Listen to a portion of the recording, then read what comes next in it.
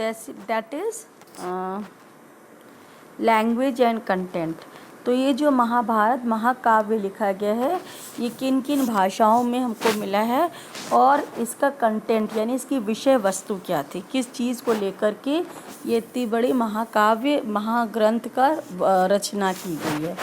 Let us look at the language of the text. The version of the Mahabharata we have been considering is in Sanskrit, although there are versions in other languages as well. However, the Sanskrit used in the Mahabharata for simpler than that of the Vedas. ये कह रहे हैं कि ज़्यादातर जो महाभारत महाकाव्य है वो संस्कृत भाषा में लिखी गई है और लेकिन इसकी जो संस्कृत भाषा का जो प्रयोग हुआ है इसको लिखने में वो काफ़ी सरल है। जो वेदों में जिस तरह से संस्कृत लिखी गई है, जिस तरह से कठिन संस्कृत का प्रयोग जो है वेदों को लिखने में किया गया है, उसको देखते हुए इस ग्रंथ की रचना काफ़ी जो है बहुत ही सरल तरीके से संस्कृत में की गई ताकि आम इंसान को भी आसानी से पढ़ने में आ जाए। Or of the preciosities discussed in chapter 2. As such, it was probably widely understood. और इसी की वजह से क्योंकि ये इतनी आसान भाषा में लिखी गई, मतलब संस्कृत को भी बहुत आसान करके लिखा गया है, इसलिए इसको काफ़ी लोगों ने पढ़ा है। Historians usually classify the contents of the present text under two broad heads. Sections that contain stories designated as the narrative and the sections that contain prescriptions about social norms designated as didactic. इन्होंने महाभारत को मोटे तौर पे दो भागों में बांटा है। एक तो उसमें पहले भाग में उन्होंने उन कहानियों को रखा है जो कि कहानियों के रूप में लिखी गई हैं और जो कि उस समय के समाज के बारे में हमें बताती हैं, ठीक है ना। और दूसरा जो है उन्होंने दूसरे सेक्शन में उन्होंने मतलब विषय वस्तु को रखा है जो कि हमको मतलब उस प्रेस्क्रिप्शंस जो कुछ उस समय के मूल मतलब जो उनका सोचने का तरीका था, ठीक है, किस तरह से वो समझते थे, उनके समाज को किस तरह से रूल्स एंड रेगुलेशंस थे, जैसे कि मनुस्मृति में है, तो उस समय का समाज किस तरह से गवर्न किया जाता था, उनके नॉर्म्स क्या थे कि एक समाज में रहने का ये दायरा होता है, तो एक इंसान किस तरह से उस समाज में रह सकता था, तो ये हमें पता चलता है जिसको कि हम डायडैक्टिक कहते हैं, ठीक है ना। This division is by no means water tight.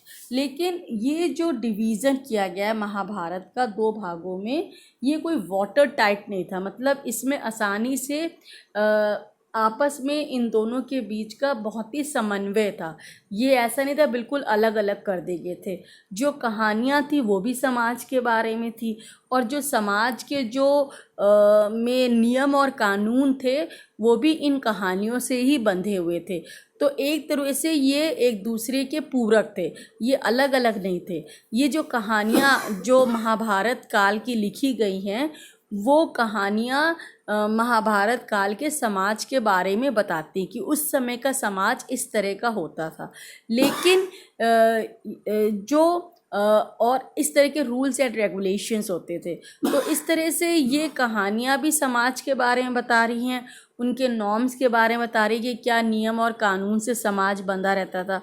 और अलग से अगर हम देखना चाहें तो भी हमें यही पता चलता है कि उस समय का समाज इस तरह का था और ये नियम और कानून थे उस समाज को चलाने के लिए। सो इस तरह से ये एक दूसरे का पूरक था, ये अलग अलग नहीं था। इसको हम वाटर टाइट नहीं कह सकते हैं, ये आपस में फ़्लो करता था, मतलब जैसे कि पानी बहता रहता है। This division is by no means watertight. The didactic sections include stories and the narrative often contains a social message. तो ये बता रहा है कि डायडैक्टिक सेक्शन में भी स्टोरीज थी, कहानियाँ थी। जैसे कि आप गीता का संहार देख लीजिए, गीता का संग्रह में भी जो है श्री कृष्ण कहानियों के माध्यम से बताने की कोशिश करते हैं। और इसी तरीके से महाभारत में भी कहानियाँ हैं, तो कहानियों के द्वारा समाज के नियम बताए जाते हैं और ये समाज के बारे में ही थे। However, generally historians agree that the Mahabharata was meant to be a dramatic, moving story and that the didactic portions were probably added later. लेकिन अभी भी लोग ये मानते हैं कि महाभारत जो है एक तरह से नाट्य कथा के रूप में लिखी गई है, जिसको कि आगे बढ़ाने के लिए इसमें काफ़ी काल्पनिक चीज़ों को जोड़ा गया है, जैसा कि उसमें उस समय शायद ना होता हो, लेकिन ताकि जो इसको पढ़े तो या सुने तो उसको काफ़ी रोचक लगे।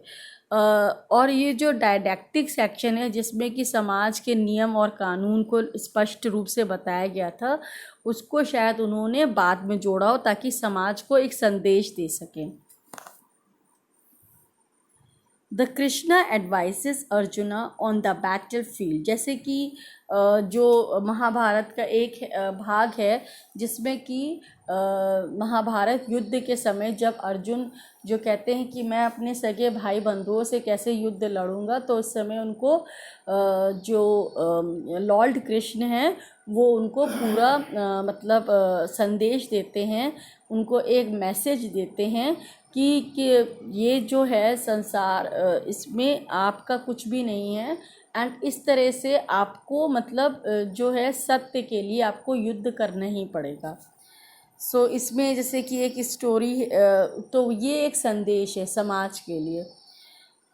This painting dates to the 18th century. Perhaps the most important didactic section of the Mahabharata is Bhagavad Gita. तो इसको अब भगवद गीता को अलग कर दिया गया क्योंकि इसमें पूरे हिंदू समाज को भगवान के द्वारा एक संदेश दिया गया है कि किस तरह से हमें समाज में जीना चाहिए और अच्छे कर्म करने चाहिए। Which contains the advice offered by Lord Krishna to Arjun.